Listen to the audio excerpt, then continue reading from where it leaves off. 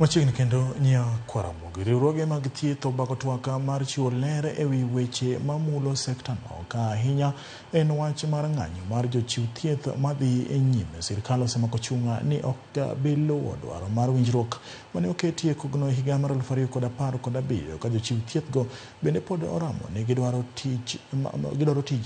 Wawinje ane gima dhi e nyime kama jogo ma otelo ne jochiw thieth chiwo twaka margi gi sani. Have so much work to do than to look after the healthcare workers. Right now, the schools in Baringo, the schools in Samburu, the schools in West Pokot and Turkana are closed. Unfortunately, the IG Koome has never commented on those schools which have been closed because of banditry and criminal activities taking place in those areas. But when healthcare workers who are peacefully demonstrating and exercising their rights as per the Article 37 of the Constitution of Kenya, he comes and starts threatening us. That is, he gets strength in that area. We are telling him tomorrow at 9 a.m.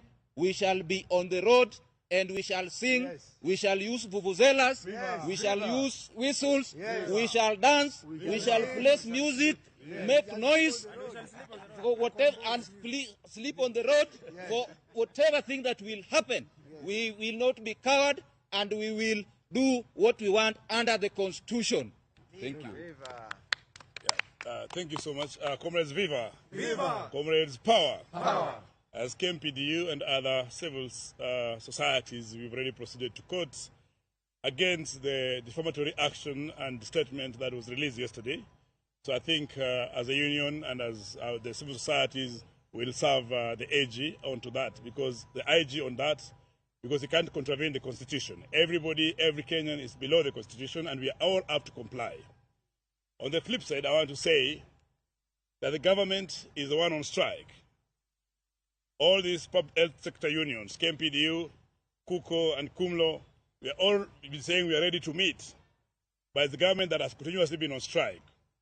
And to make it worse, we saw in Kenyatta University Teaching and Referral Hospital, where the hospital decided to import doctors or to import consultants. Today, in the interview that was being done by KMPDC or by Medical Council, all the doctor foreigners that were brought in failed the test, except one.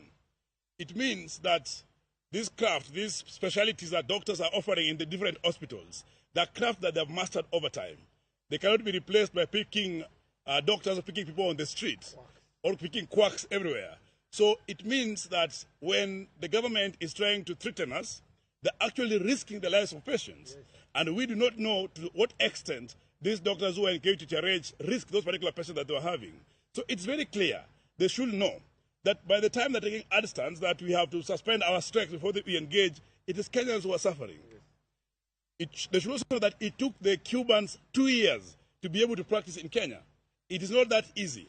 And as KMPDU, as all the unions, we have said that there's no amount of threats, no amount of victimizations or intimidation that will make us suspend this particular strike. We will have to sit and have a return to work agreement that actually spells out protections of the collective bargaining agreement that was signed. There is no any other way out of it. They may fire all of us as they have alluded. They may kill all of us. They may try to sack all of us. But we keep on saying that there's nothing other than negotiation that will make it possible to suspend these strikes. Also, what is more valuable is that Kenyans pay taxes to the government. They don't pay taxes to the doctors or to the health workers. And therefore, there's no way government will say that health workers are essential service providers. But we're not anywhere. It is important that for these strikes to end, there has to be priority for health workers. And there's priority for the Kenyans. So this cannot be negotiated. Thank you. Any questions? Tomorrow, 16th, as per the notice that we already provided, we will be on the streets demonstrating. All the health sector unions. I know we'll be joined by our sisters and brothers in the nurses. We're going to be the clinical officers, the laboratory technicians, and the doctors. We will be going down from the park to Ministry of Health and to the Parliament and then to COG. We will even be joined by morticians. So we will not relent. We will not relent. We will be on the streets. If there's any law against vuvuzelas and whistles, we need to be ready for. And we need to take it to court, not just writing statements. Yeah. Let's get at it. Yes, Governor.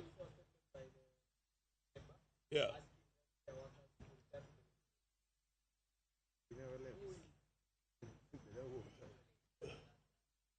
Yes.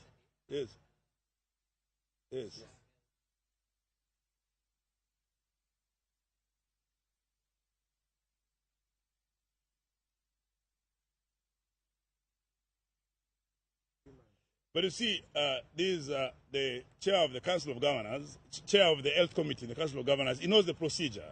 He knows that this is a collective bargaining agreement, that if it is to be varied, there has to be at meeting, there has to be discussions. It's not a unilateral decision to be done. And therefore, they can't keep on saying that we are ready for engagement on the media, or on the funerals, or in political rallies, when you're not seeing any letter of that matter. The same thing, the CS...